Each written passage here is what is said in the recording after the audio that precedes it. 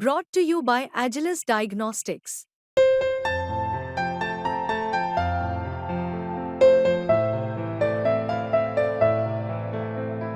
Agilus Diagnostics. सदस्य श्री अरविंद सावंत जी। आदरणीय chairman sir, बहुत बहुत धन्यवाद। आदरणीय वित्त मंत्री निर्मला सीतारमण जी ने जो वित्त संकल्प अपने सामने रखा, उसके ऊपर अपने विचार प्रकट करने के लिए मैं खड़ा हूँ। और खास करके उन्होंने जो 4 बातें कही थी, युवा, महिला, किसान, इन विषय को लेकर मैंने सोचा कि पहली बात, जब उन्होंने बेरोजगारों की बात की, कुछ नई स्कीम लाई है, तो उसके ऊपर पहली बात ऐसे कि उसकी जो नींव है वो पहले समझनी चाहिए।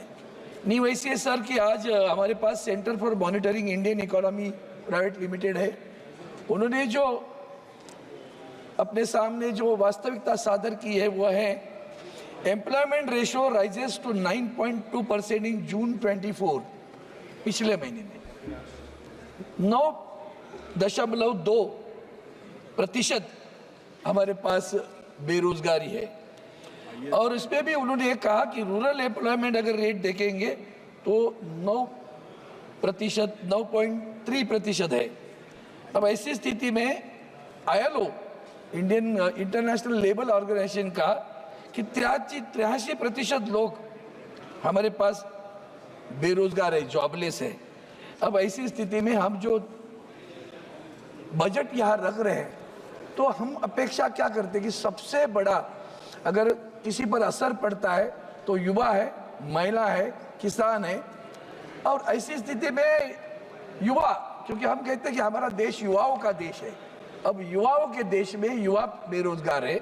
और उसकी अगर आगे आप जाके देखेंगे तो पीरियोडिक लेबर फोर्स जो सर्वे ये सरकार की करती है, वो कहते हैं कुछ नहीं पाई, वो उनका जो रवैया है, जो तरीका है वो परसेंटेज निकालने का, वो गलत है। वो कहते हैं सिर्फ 5.2 वो रेट देते हैं ऐसे unemployment rate.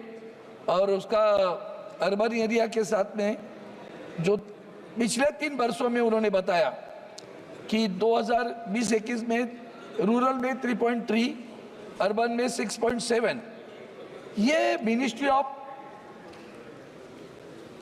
Of survey and programme implementation जो है हमारे पास स्टैटिस्टिक्स डिपार्टमेंट की, उनका unemployment rate on usual status of persons of age 15 years and above in both rural and urban area along with last 3 years is 3.3 to 6.7, 21-22 rural 3.2, urban 6.3 और 22-23 में 2.4, 5.4।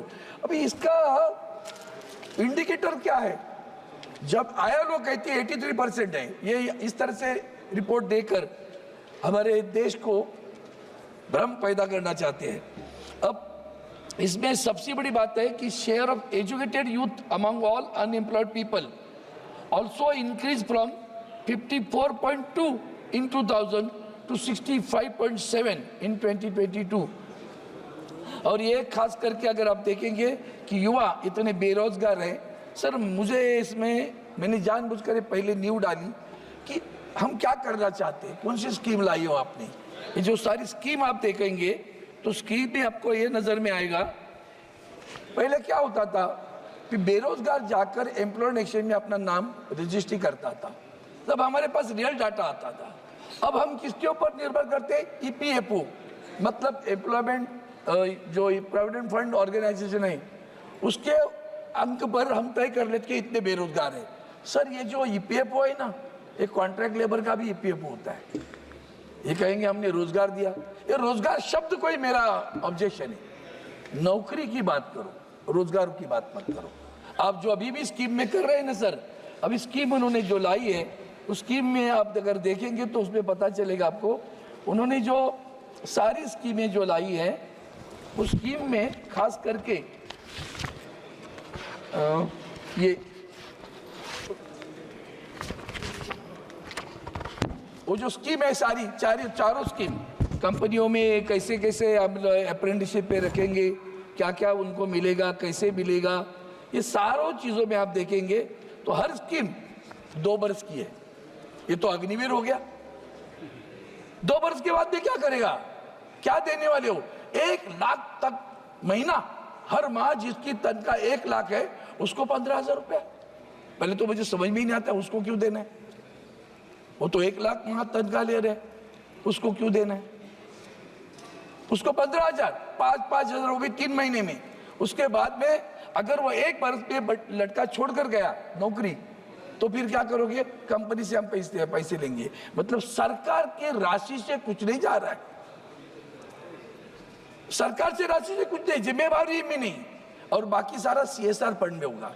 ये सारी चीजों को देखते सर, तो ये जो चीजें आप लोग कर रहे हो, ये मुझे समझ में नहीं आ रहा है कि सही में आपको अनएम्प्लॉयमेंट को निकालना है कि नहीं निकालना है।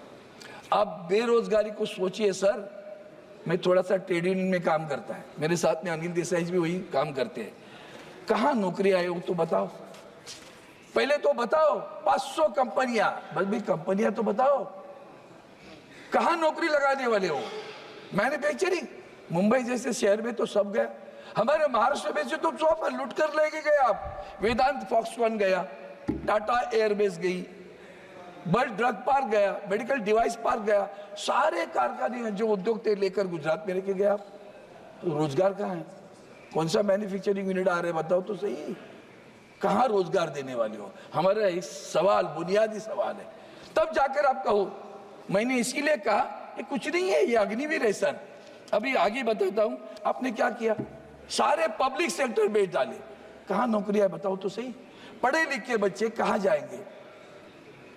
ये जो 10वीं 12वीं कक्षा के जो रिपोर्ट है मेरे पास, उस रिपोर्ट में आप देखेंगे कि जो कम पढ़े हुए बच्चे हैं उनकी संख्या 12वीं या 10वीं कक्षा पास करने वाले लोगों की संख्या ज्यादा है, और ग्रेजुएट वालों की संख्या, वो कहाँ नौकरी करेंगे बताओ? बैंकों में लेने वाले हो। आप किसी भी बैंक के ब्रांच में जाकर देखो, अंधेरा छा हुआ है।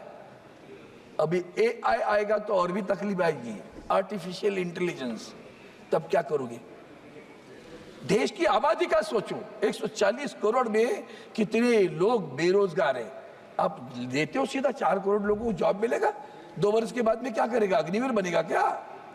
नहीं पता चल रहा है सर।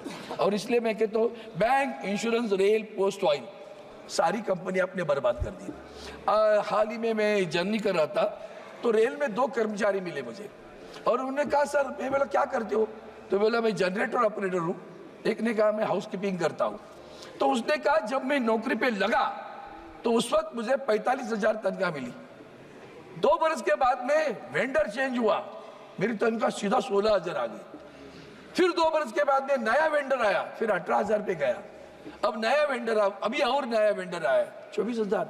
हमने तो सब प्राइवेटाइजेशन। हमारे यहाँ पार्लियामेंट में बैठे हम, पार्लियामेंट का स्टाफ कहाँ है? कहाँ गए सब?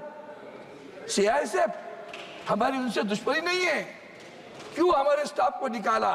समझने तो दो। BVG करता है हमारा सारा, हमारा राष्ट्रपति भवन BVG, पार्लियामेंट की सफाई BVG करने। और कौन? हमारे स्टाफ कहाँ गए भैया? ये जो पार्लियामेंट में हमारा स्टाफ था, हाँ CISF को लगा दे, चौराहे पे लगाओ। अंदर क्या है?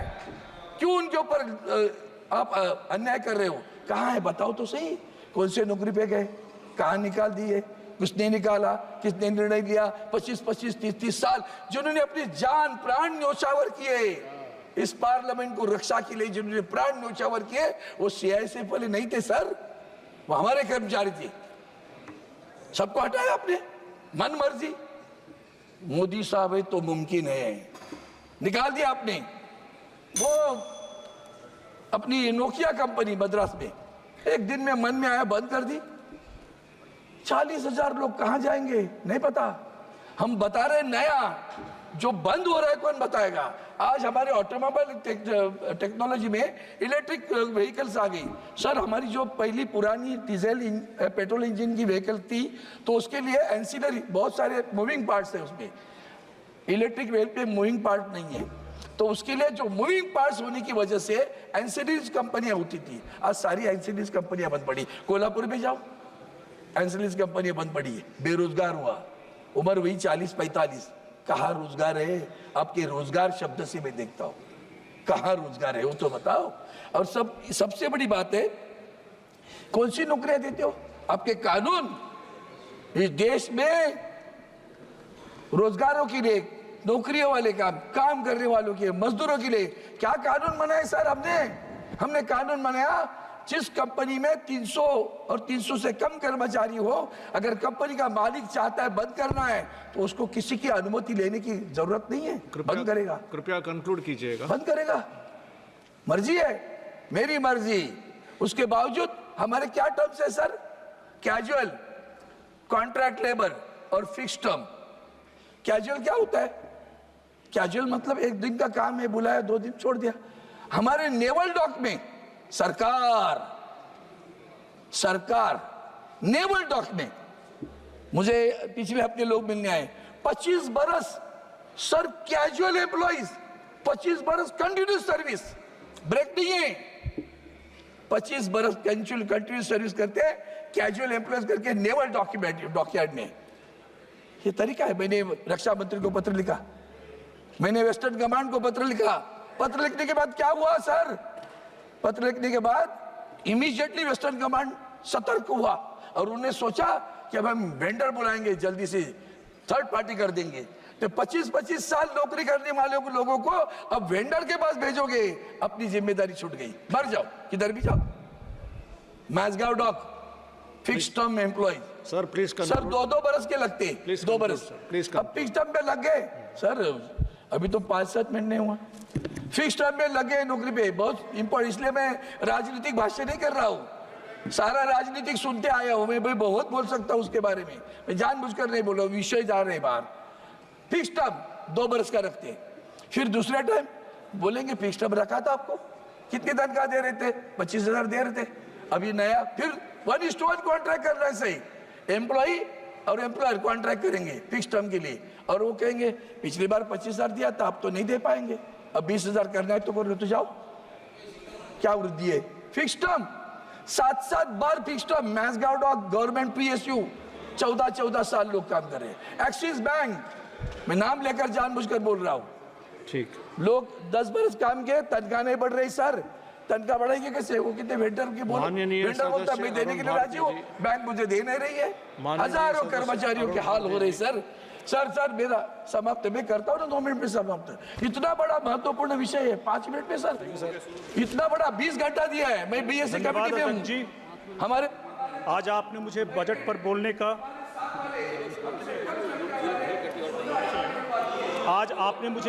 बोलने का जो अवसर दिया है उसके लिए आपका धन्यवाद। सर मैं पहली बार बोल रहा हूं और मुझे उम्मीद है कि मुझे पर्याप्त मौका दिया जाएगा बोलने के लिए। सबसे पहले मैं जमुई की जनता, सर सबसे पहले मैं जहां से चुन करके आया हूं जमुई लोकसभा की जनता को अपना धन्यवाद करना चाहूंगा, जिन्होंने पहली बार मुझ पर और तीसरी बार मेरी पार्टी को पे विश्वास करके हमें भारत के संसद में भेजा है। मैं बड़े गर्व और जिम्मेदारी के साथ बजट पर अपनी पार्टी का जो पक्ष रखने का मौका मिला है, आपको समय मिलेगा, उसके लिए अपने राष्ट्रीय अध्यक्ष आपको समय मिलेगा, माननीय केंद्रीय मंत्री श्री चिराग पासवान जी को भी धन्यवाद देता हूं। मेडन स्पीच है, उसको डिस्टर्ब मत कीजिए सर। नहीं, आप बैठिएगा, आपको समय मिलेगा।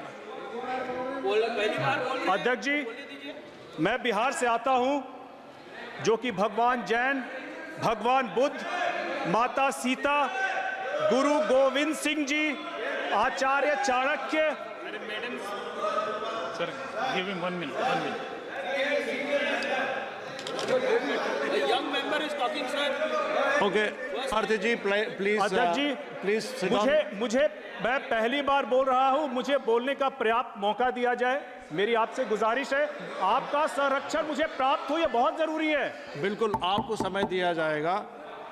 अरविंद सावंत जी काइंडली कंक्लूड, आपको 1 मिनट का समय है, प्लीज कंक्लूड।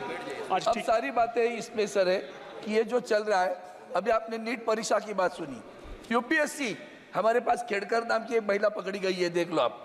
MPSC हमारे public service commission, staff selection commission, Mumbai में इनकम टैक्स पे 1200 लोगों की भर्ती हुई, 1200 में 3 महाराष्ट्र से, बाकी कहां से आए? स्टाफ सिलेक्शन कमीशन की एग्जाम की भी इंक्वायरी होनी चाहिए, जांच करिए सर। मैं किसी प्रांत से हमारी दुश्मनी नहीं है, पूरे भारतवर्ष से बाकी सारे राज्य नहीं, 2 राज्यों से सारे लोग आ गए, कमाल की बात है। तो जांच करने की मैं मांग करता हूं।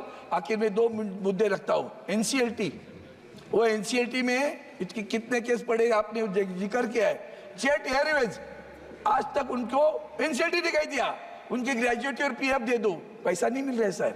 हयात रिजेंसी मुंबई में बंद पड़ा हुआ है होटल, पैसा नहीं मिल रहा है सर। लोग बेकार हो रहे 30-30 साल सर्विस करने के बाद में भी। इसलिए मेरी प्रार्थना है आपसे, इस मुद्दों को लेकर अगर सरकार युवा बेरोजगार की बात करती है तो उसमें मुझे आपको यही बताना है कि और एक बार आखिरी मुद्दा आता है, ये सब करने के बाद पेंशन 10 बरस लड़ रहा हूं, ईपीएस पेंशन 95, 800 रुपया, 1200 रुपया, क्यों उनसे खिलवाड़ कर रहे हो सर? और इसलिए मैं आपसे प्रार्थना करता हूं, महाराष्ट्र के 3 मुद्दे, एक मिनट में खत्म कर रहा हूं। एक है छत्रपति शिवाजी महाराज। ये कहते हैं हमारे महाराष्ट्र में छत्रपति शिवाजी महाराज के आशीर्वाद भाजपा के साथ, और वही छत्रपति शिवाजी महाराज का statue Chhatrapati Shivaji Maharaj railway station पे खड़ा करने के लिए कहा तो रेलवे का चेयरमैन कहता है पॉलिसी नहीं है, पॉलिसी नहीं तो वल्लभ भाई पटेल जी का स्टैचू कैसे लगाया, विश्वेश्वरैया का स्टैचू कैसे लगाया? छत्रपति शिवाजी महाराज का स्टैचू लगाने के लिए पॉलिसी नहीं है। आपकी लैंड पॉलिसी भी अब तक खराब हुई सर। और इसलिए प्रार्थना तो मराठी भाषा क्लासिक लैंग्वेज का दर्जा देना है, छत्रपति शिवाजी महाराज का स्टैचू बनाना है। और नाना शंकर सेठ, हम जो देश में रेल घुमा रहे हैं ना, वो रेल जिसने देश में पहली लाई उनका नाम है नाना शंकर सेठ। उनका नाम मुंबई सेंट्रल स्टेशन के लिए मांग 10 बरस से करता रहा हूं। थोड़ा सा आगे बढ़ी सरकार, अभी भी नहीं हुआ है, वो करिए, इतनी मेरी प्रार्थना है। तब जाकर बजट की बात करिए, बाकी सब झट है, छोड़ दो। धन्यवाद।